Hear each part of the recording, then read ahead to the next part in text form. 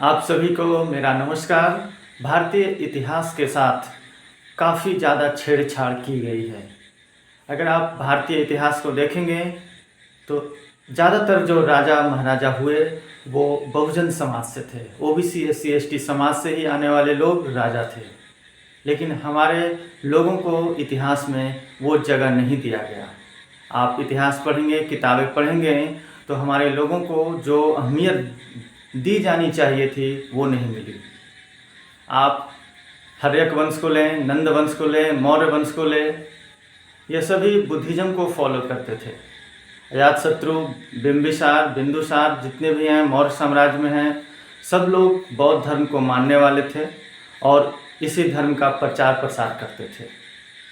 लेकिन इनका महिमा मंडन हमारे इतिहास की किताबों में बिल्कुल भी नहीं है।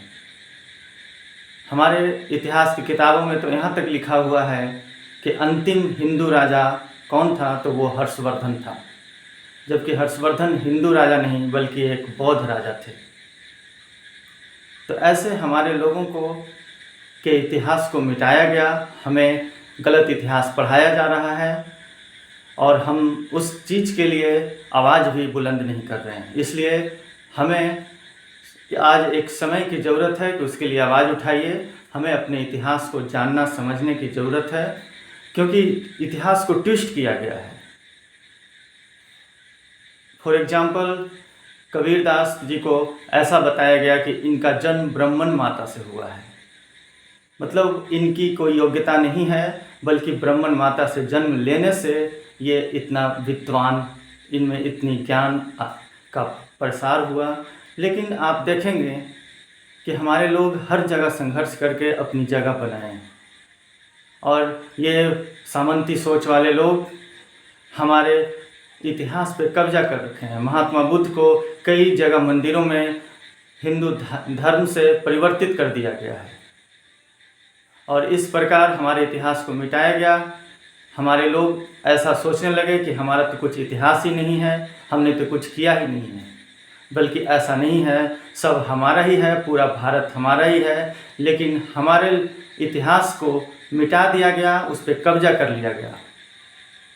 इसलिए अब धीरे धीरे हमारा इतिहास उजागर हो रहा है। बाबा साहेब को भी ऐसा बताया गया कि उन्हें अंबेडकर किसी ब्राह्मण टीचर ने टाइटल दिया था। ऐसा दिखाने की कोशिश की गई कि उस टाइटल के कारण ही बाबा साहेब इतना विद्वान बने, अन्यथा पॉसिबल नहीं था। मतलब हर जगह एक अपना क्रेडिट लेने के चक्कर में अपना घुसा देना कि भाई हमारे कारण ही ये हो पाया। तो इस चीज़ से सावधान रहने की ज़रूरत है। अपने इतिहास को जानिए, समझिए, उसे अपने लोगों तक पहुंचाइए, अपने लोगों को बताइए। यही आज नौजवान पीढ़ी का कर्तव्य बनता है, तभी हमारा भविष्य उज्जवल होगा। धन्यवाद।